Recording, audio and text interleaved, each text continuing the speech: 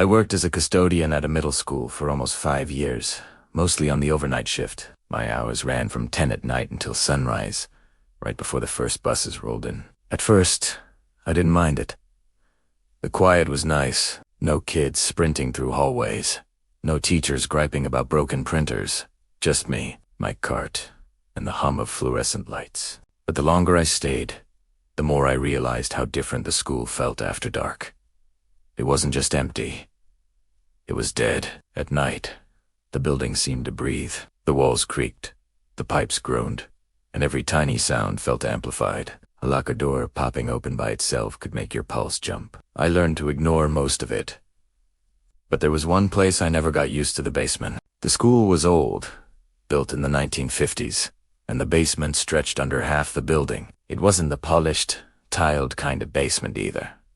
It was a concrete maze of narrow corridors and storage rooms, filled with old furniture, broken desks, and dusty boxers of outdated textbooks. It smelled damp and stale, and the lights flickered like dying fireflies. Most nights, you needed a flashlight just to see. One of the older custodians once told me, "Don't go down there unless you have to. It's not worth it." He said it with a smirk, joked that it was haunted. I laughed, but I still avoided it whenever possible.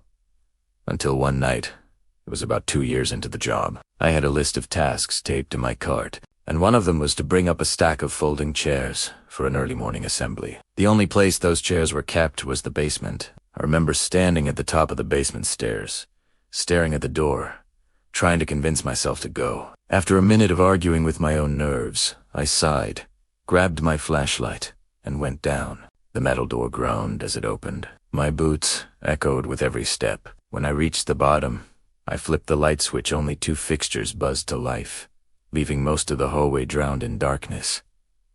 The air smelled like wet cement. The second storage room on the left held the chairs. The door was rusted, and it screamed when I pulled it open. I started stacking chairs in my arms when I heard a soft dragging sound somewhere out in the hallway. I froze. It sounded like someone slowly sliding their shoe across the floor. I held my breath and listened. Nothing. Just silence. I peered out into the corridor, flashlight cutting through the dark. But there was no one there. Trying to shake it off, I carried the chairs toward the stairs, and then I felt something strange. A blast of cold air on my face. The basement was always stuffy, sealed, and still. But that cold, it felt like someone had opened a freezer door beside me. I hurried back for another load. This time, the chairs looked different. Like someone had shifted the stack. I frowned, trying to remember how they'd been leaning. Probably my imagination, I thought. I picked up another armful, and that's when I heard it again. A thump. Then a scraping sound. It came from farther down the hallway. I aimed my flashlight about 20 feet away. One of the classroom doors that was always shut tight was now cracked open. I knew I hadn't touched it. Every part of me screamed to leave, but I couldn't move. I told myself maybe the air pressure had changed when I opened another door. Anything to make sense of it. I set the chairs down and slowly walked toward the cracked door. My voice trembled when I called out, "Hello? Anyone down here?" No answer. I pushed the door open and shined my flashlight inside. Empty, just dusty shelves, boxers, and broken science equipment. Then, from behind me in the hallway, shuffle, drag. He spooned her own to the beam shaking in my hand. But there was nothing.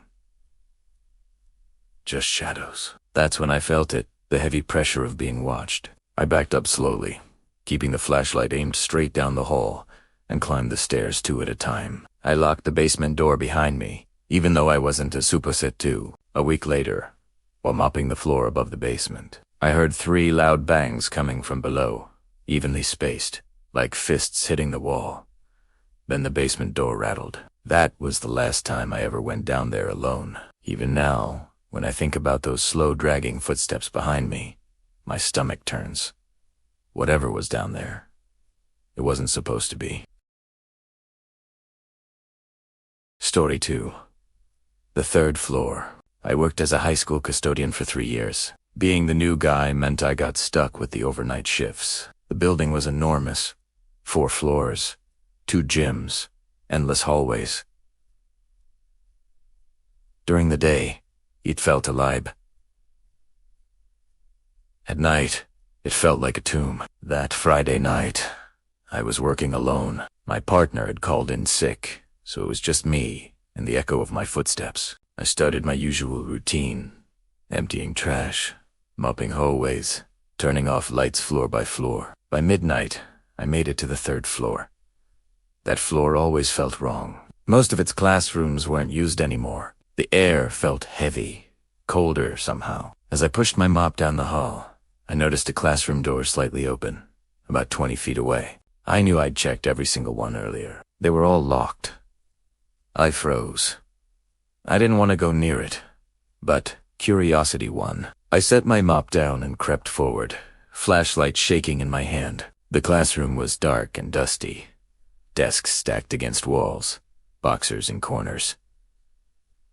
But one of those boxers had been moved. It was dragged across the floor, leaving scuff marks. My pulse picked up.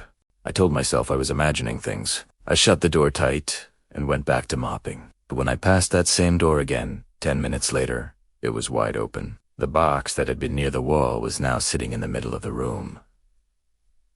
"Hello?" I whispered. No answer. Then I heard its slow, deep breathing coming from the back of the classroom. Not wind. Not pipes. Someone was in there. I slammed the door shut and bolted for the stairwell. My hands were shaking so bad I could barely grip the phone when I called my supervisor. He arrived 20 minutes later. Together, we searched every inch of that classroom, closets, cabinets, under the desks. Nothing. He told me I was just tired, maybe hearing things. I didn't argue. But I knew what I'd heard. That breathing wasn't in my head. Weeks later, another custodian told me a story about a student years ago who'd hidden in that classroom overnight to pull a prank. Scared the teachers half to death. Maybe that explained the open door. Maybe not. But sometimes, when I was up there alone, I'd hear faint breathing again. And I'd remember that box, sitting dead center in the floor, like someone had dragged it closer just to see how I'd react. Story 3. The auditorium for 2 years. I worked as a night custodian at an old high school. The worst part of my shift was always the auditorium. It was massive, 3 levels of seats, a huge stage, and curtains that looked like they hadn't been cleaned in decades. During the day, it was just another part of the school. At night, it was something else entirely. Even with the lights on, shadows clung to the walls. Sounds echoed too long, bouncing around until you couldn't tell where they came from. I always saved it for last. One winter night, I had to clean it earlier than usual because of a morning play. I unlocked the side door and pushed my cart in. The sound of that door, slamming behind me, echoed like a gunshot. As I swept the aisles, I heard something faint from the stage. A rustling sound. I looked, but nothing moved. Then came footsteps. Slow. Measured. Across the stage. I climbed the stairs, shining my flashlight behind the curtain. Just ropes, props, and dust. But I could feel someone there. Watching. I went back to sweeping, trying to focus, but I couldn't shake the unease. Then I saw something move in the corner of my eye. A shadow crossing the second balcony. I aimed the flashlight. Empty seats.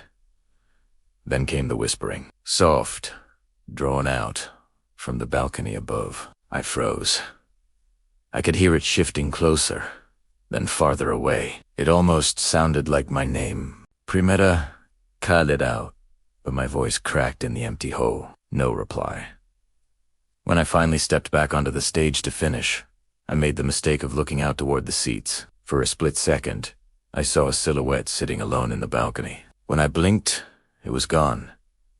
Then, right behind me, a whisper.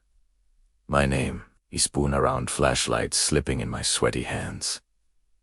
Nothing. Just darkness and dust motes in the beam. That's when I heard footsteps again, faint, pacing above me. I ran, burst out the side door into the freezing air, gasping like I'd been underwater. Even then, I could still hear the echo of those footsteps fading into silence. Later, Another custodian told me that years ago, a drama teacher had died on that very stage during rehearsal.